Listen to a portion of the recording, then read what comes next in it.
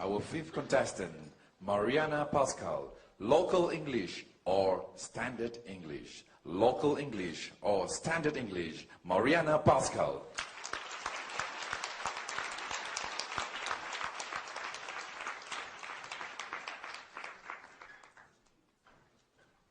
Well, many years ago, my daughter, who is half Chinese, attended a local kindergarten in Johor Bahru.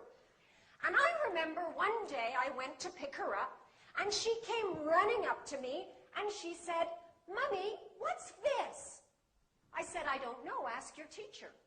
She turned and she said, "Teacher, this what, ah?" I said, "What did you say?" She said, "Oh, Mommy, that's Malaysian English."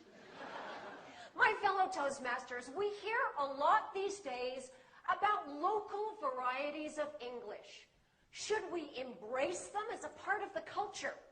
Or should we eliminate them and replace them with standard English? What do you think? Embrace or replace? Yes, I love the local English here. It is the most colorful English in the world. I especially love your crazy two-word phrases. Where, got. Also can. See first. See how. It's so unique. And frankly speaking, I do not think that it is possible to eliminate local English because linguistic habits are very difficult to break. Am I right? Yes. Now, throughout my entire marriage, my Chinese husband has been saying, "Get down from the car." And I've been saying, "Honey, we're not on the car, so we can't get down. We're in the car, we get out." And he says, "Oh, okay, get down." Can't change. In fact, I was in a taxi the other day, and the taxi driver said to me, "Okay, miss, you get down here, huh?" I said, No. You get out here." He said, "It's my taxi, you get out." I think the important thing is that whatever English we speak, Malaysian English, Canadian English, Indonesian English, Bruneian English, that these days we be understood by people from other cultures. Am I right? Yes. I have to tell you, sometimes your local English is a little bit difficult for foreigners to understand. I will give you an example. Now, when I first came to Malaysia, I went to a teachers' conference in KL. And at the end of the day, I said to a local teacher, I said, "Excuse me, I'd like to go back to the hotel now. Do you know where I might find a taxi?" And she said, never mind. You follow me." I said, "Well, I don't have a car, so I can't follow you. Do you know where I can find a taxi?"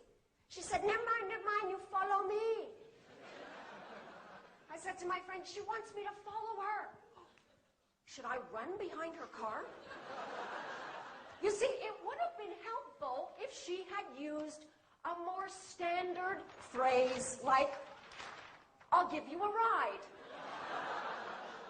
I'll give you another example of how local English can be very difficult for foreigners.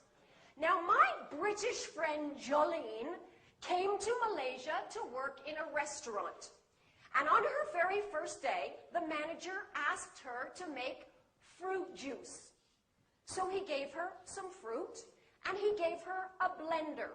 And he said, "You put in fruit after you switch on."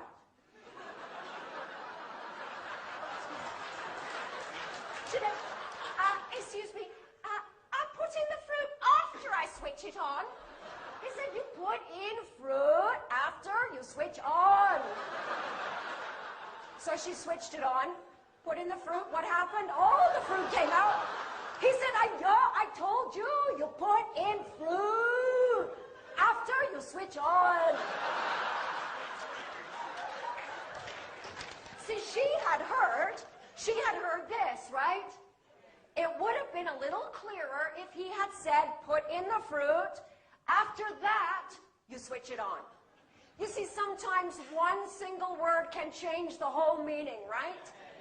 I remember when my husband and I were first falling in love. I remember this one evening that was so romantic. Now, my husband's English was not very good at that time. And this was the night he was going to propose. We were dancing. It was so romantic. We just looked at each other, and he said in the most gentle voice,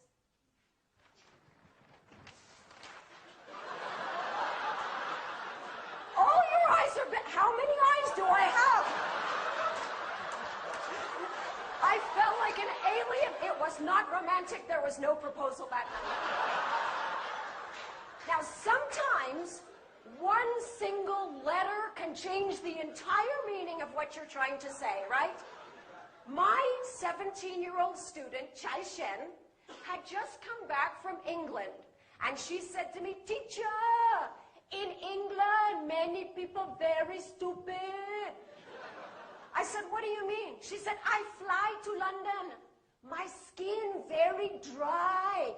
My eyes very itchy. I go to information. I say, 'Excuse me, where can I find ice cream?' He sent me to McDonald's. Very stupid." So where does this leave us with local English? Well, this is what I say. Yes, we need standard English because we must be able to communicate with people from other cultures.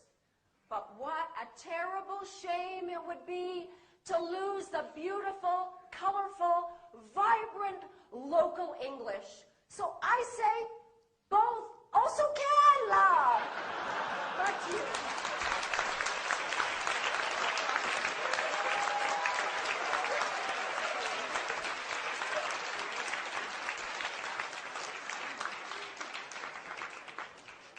Please observe 1 minute.